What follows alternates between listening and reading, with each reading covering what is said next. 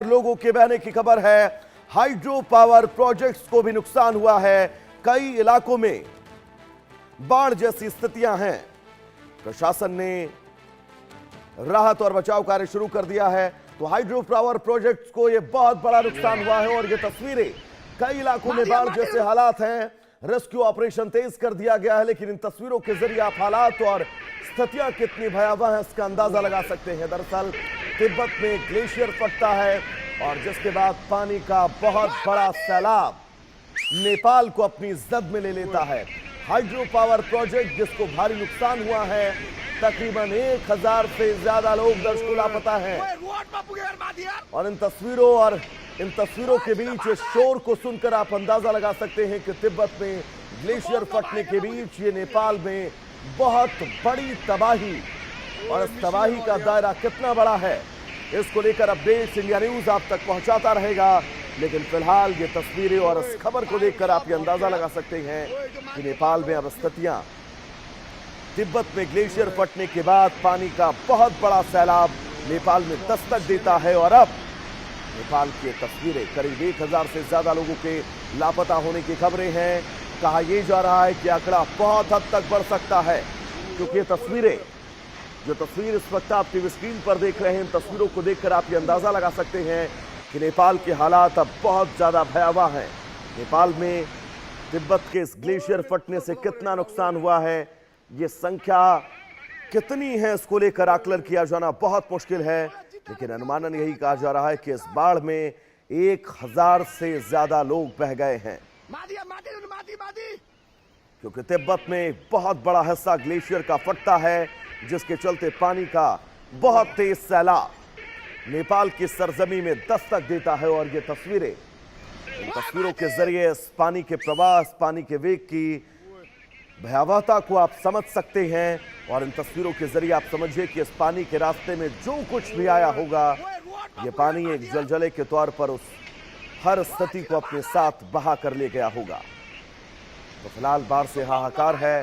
Rescue operation बहुत तेज किया जा चुका है, लेकिन अमूमन इन प्राकृतिक आपदाओं में रेस्क्यू ऑपरेशन किया जाना अपने आप में बहुत मुश्किल हो जाता है।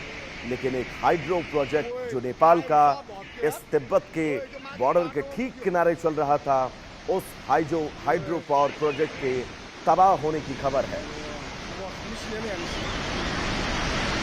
फिलहाल रेस्क्यू ऑपरेशन बहुत तेज कर दिया गया है। तिब्बत से लगती सीमा, तिब्बत में ग्लेशियर फटा और ग्लेशियर का एक बहुत हिस्सा पूरी तरह से पिघलकर नेपाल की इस सीमा में दस्तक देता है। और जिसके बाद नेपाल की सीमा से सटा हाइड्रो पावर प्रोजेक्ट, जिसको भारी नुकसान की खबरें हैं। और पहाड़ों के बीच से इस पानी के तेज प्रवाह को आगे बढ़ता हुआ देखकर आप ये अंदाजा लगा सकते हैं कि इस तेज प्रवाह ने, इस तेज वेग ने अपने सामने आई हर एक इंफ्रास्ट्रक्चर, हर एक इमारत को बहा कर ले जाने के लिए काफी है। और यही वजह है कि तकरीबन 1000 से ज्यादा लोग इस इलाके में लापता होने की खबरें हैं।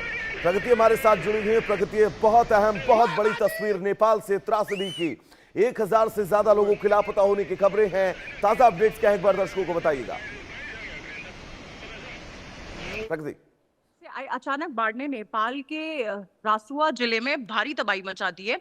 बुधवार सुबह सुबह करीब 9 बजे तिब्बत की तरफ से भारी मात्रा में पानी भोटकोशी नदी में दाखिल हुआ और देखते ही देखते नदी ने रौद्र रूप ले लिया। नेपाल के department of hydrology and meteorology ने के मुताबिक इस बाढ़ का असर भोटेकोशी से लेकर त्रिशूली नदी तक देखा जा रहा है।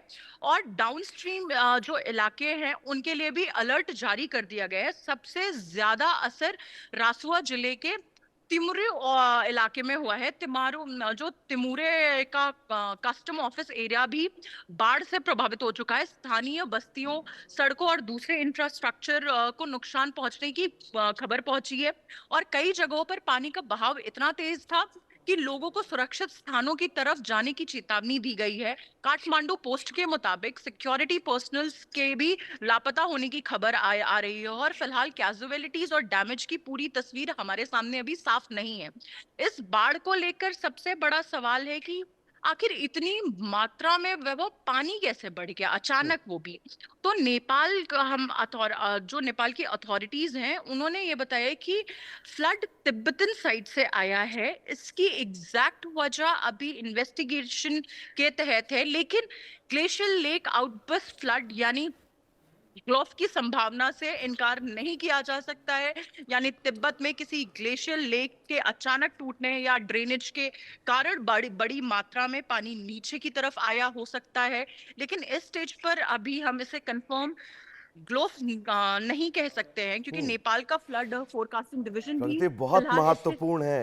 1,000 से ज्यादा लोगों का लापता हो जाना और कहा यह जा रहा है कि संख्या बहुत ज्यादा बढ़ सकती है। तो ये सिर्फ एक सामान्य बाढ़ नहीं, ये एक प्रलय है जिसने नेपाल की धरती पे दस्तक दिया है और अब नेपाल को इस प्रलय से उबरने में यह तय है बहुत समय लगने वाला है।